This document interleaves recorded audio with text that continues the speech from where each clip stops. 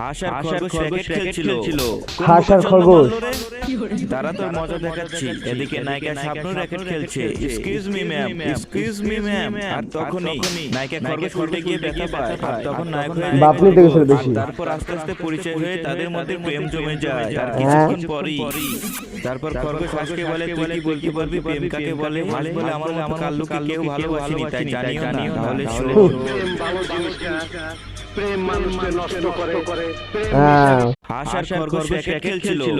কোন বোকা চন্দ্রমাল? হাঁস আর খরগোশ তারা তোর মজা র্যাকেট খেলতেছে। এদিকে নায়িকা শাবনূর র্যাকেট খেলছে। Excuse me ma'am, excuse me ma'am. আর তখনই নায়িকা খরগোশ উল্টে গিয়ে ব্যথা পায়, আর তখন বাপনি তো গেছে বেশি। খরগোশ। আর তারপর আস্তে আস্তে পরিচয় হয়ে তাদের মধ্যে প্রেম জমে যায়। আর কিছুক্ষণ পরই তারপর খরগোশ হাঁসকে বলে, তুই কি বলতে পারবি প্রেম কাকে বলে? হাঁস বলে, আমার কাল্লুকে কেউ ভালোবাসেনি, তাই জানিও না। তাহলে শোন।